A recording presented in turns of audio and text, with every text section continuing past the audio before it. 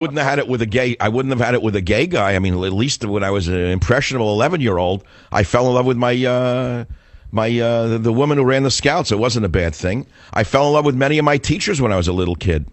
And they all. Well, look, we don't have to get angry at each other to disagree over this. I think that we can both conclude that we have differing opinions on it.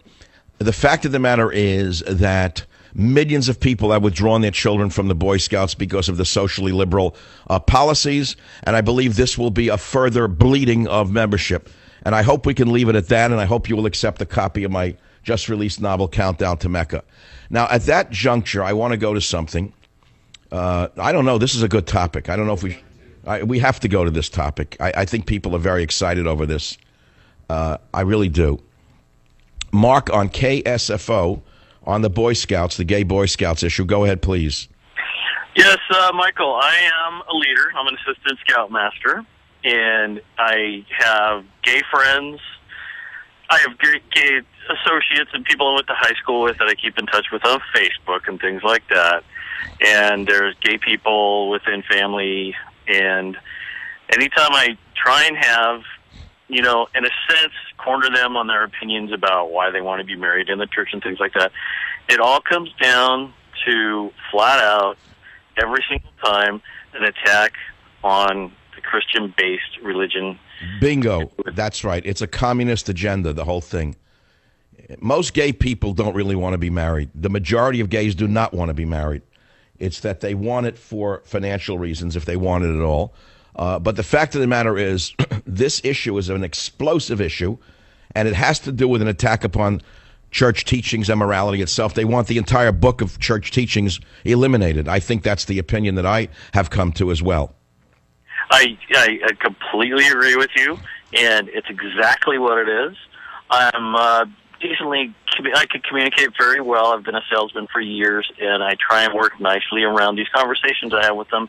And every single time they start to sweat and get nervous and get angry and nasty when it comes down to the actual answer of they want to see the church burn and anything that supports. Well, remember this. This leads to a very bad conclusion, because if all of the morality that the West is built upon the Old Testament, that's the Jews.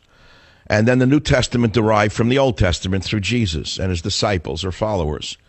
Now, how do you get rid, if you're a gay radical, a gay activist, however you want to put it, and you want to normalize gay behavior and have everyone accept gay behavior as the norm, not only normal, but possibly even superior to heterosexuals, which runs in some circles, by the way, how would you do it? Well, first of all, you have to purge the nation of the literature that gave them that false idea that gays are somehow wrong or different.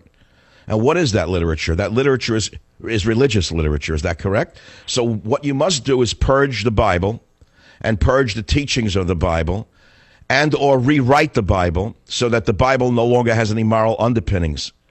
I think that all follows. I think there's a logical conclusion. I don't know what's happened to people, the way they think. It's so obvious to me since I was a young kid. I realized, looking at it now, I have a description that I was a conservative. And, your stories of upbringing so mirror mine. And it takes me half a second when I hear something to see through the agenda. And there's agendas I agree with, and there's ones I don't. And I don't know what's happened to people. I don't understand why the gay movement couldn't leave the Scouts alone. Why? Why did they have to go after the children? Why? Well, since when did so many gays want to suddenly be Scouts? I want to know when that happened. When did so many gay people suddenly want to be Boy Scouts? When did that happen? They don't want to be. And listen, I know I have directed, and I know I have had in my troops, potentially gay children. And listen, I don't treat them any differently. There are expectations of everyone to follow the book. It's simple. It's not some magic. Right. I remember the Boy Scout oath. I can almost still repeat it, and it was probably 60 years ago that I took the Boy Scout oath. On my honor, I remember it to this day. It was drilled into me. Well, they want to, I guess, re-drill it into me in another way. But you know what's in it? And what's in the oath is to do my best for God and country. Thank you. So now we have to take God out of the Boy Scout oath, I guess, because God is evil, because God demands moral standards. Is that right? how many times can we turn our cheek before our head snaps off? I don't know. I don't turn my cheek. I take a risk every day by going on the air and expressing my opinion. I'm taking a risk right now by not bowing down to the great Satan. Thank you. Thank you, sir. Thank you. Thank you. What can I do? What can I do? We have Satan in the White House, and Satan is loose in the streets. Satan certainly exists in the media. I started my show telling you I have clear proof of the fact that Satan is loose in the media. They lie about everything. I don't have it in front of me anymore. I already moved on to another topic. And I'm going to say it again before we go to a break. My book came out last Tuesday. The New York Times list follows by a week the publication of books. We were waiting to see whether it would make the list. We found out that although my book, Countdown to Mecca, outsold at least 4, if not 5, 1, 2, 3, 4 books on the top 20, my book was expunged from that list of the top 20, and books that sold in some cases less than half the number that I sold made it on the list. So if you cannot trust the New York Times to publish an unbiased bestseller list, tell me what you can trust. Let's see Obama's success in the Middle East. Let's see the fact that global warming is real and all scientists agree with it. Let's see that all Muslims are victims and we must take as many of them in as we can. Let's see all cops are racist white pigs and they need to be re-educated by Al Sharpton. Let's see all blacks are oppressed minorities. And no matter what they may do, there's an excuse for it. Let's see, what else can we trust the New York Times to tell us? I'll be right back. Join the Savage Nation. Call now, 855-400-SAVAGE, 855-400-7282. Savage. My Savage Nation is sponsored by SwissAmerica.com. It's the only company I trust to protect my wealth. Call 800-BUY-COIN. Well, I'm feeling much better. I got to tell you something, and I threw everything at my viruses, but the kitchen sink. I used all of what I've learned over the years in complementary medicine, and I seem to be fine. It doesn't mean I'll be great later, but I feel better now. And there's another element to illness and health, and you know what that is? Psychological. We all know that. Recovery from any illness has a huge psychological component.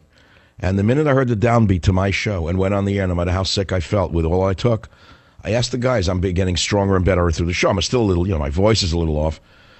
So I just got an email from one of the gurus of the field, Richard Cunyon, MD, Kunin. He's an old friend of mine.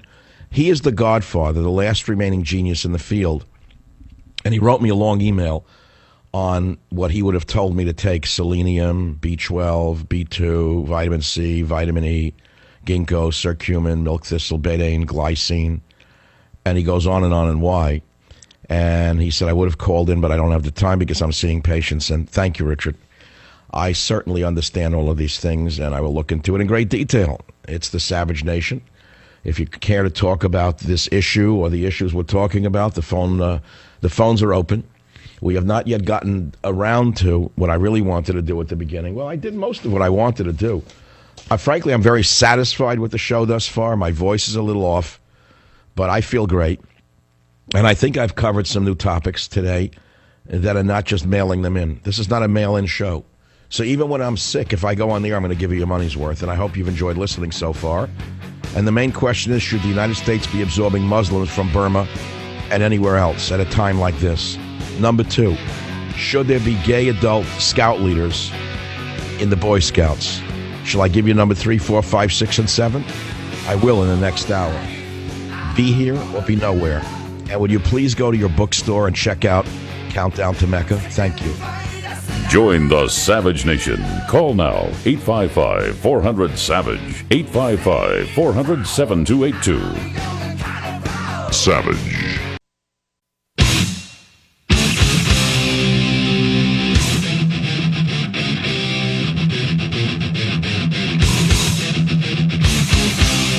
Warning.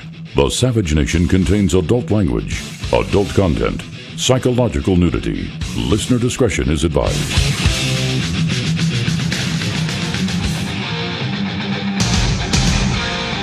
And now, America's most exciting radio talk show, The Savage Nation, home of unprotected talk, borders, language, culture.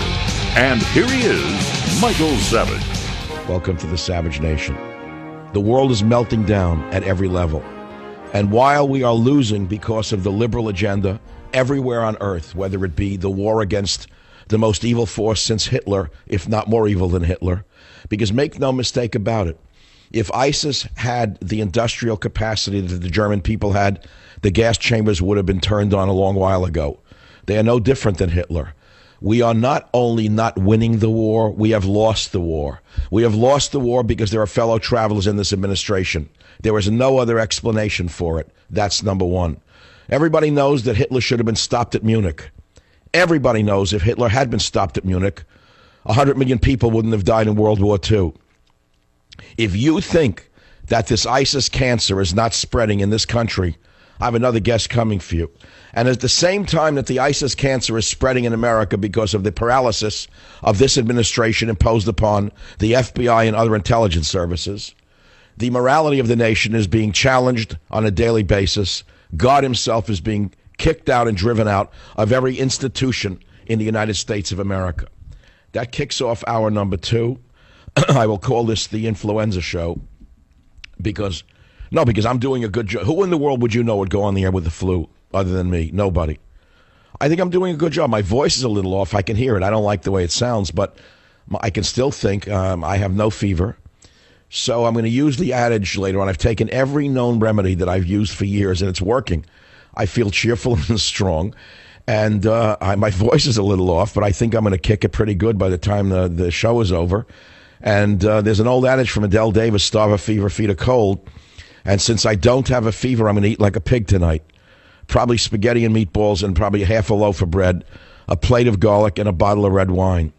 And then I'll get back to you in the morning and let you know how that worked out. Let's look at it. You look at foods like that. Everything in the thing I just mentioned to you is perfect for what I'm feeling. I need selenium. It's found in garlic. Anyway, I won't go into the details. We're talking about Boy Scouts, ISIS, Obama flooding America with Muslim immigrants now from Burma. They have a new name now, Rohingya. And I was supposed to adapt to the Rohingya. Unbelievable to me. Let's take some of the callers. WMAL in Washington. John, welcome to the Savage Nation. What's on your mind?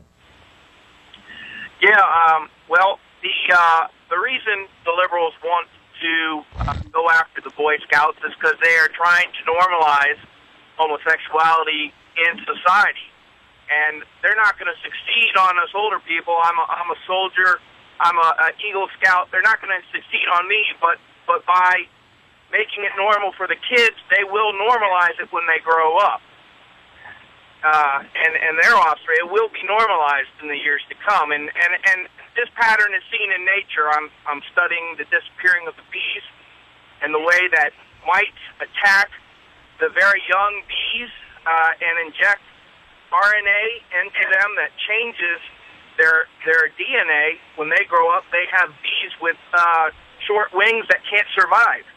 And this is a pattern I see. The liberals are going after young because they're easy targets. And they will affect the outcome. They will change society this way. No, they have changed society. But look how smart this group of activists are. They plant a guy like Robert Gates into the Defense Department who oversees the elimination of don't ask, don't tell in the military. And they promise him a great reward when he leaves the military. And they gave it to him by making sure he gets hired as the head of the Boy Scouts at over $1.6 million a year. And the first thing Robert Gates announces today is not how he's going to make the Scouts a better place, but a more gay-friendly place, and that adult gays should be permitted into the Boy Scouts as mentors and role models. If this is not an example of a conspiracy, I'd like to know what is. It is a conspiracy by nature, and the conspiracy, like you said earlier, is. Well, I think we should leave it at that because there's only so far I am willing to go in this battle. I have been cauterized. I've been attacked. I've almost been ruined by these radicals on every level, whether they be gay or otherwise, over the years. And I will repeat again, I am a sexual libertarian, and I've said 1,000 times, and I'll say it again. I have no limitations with regard to what other people do with their sexuality. I don't care. As long as they leave the children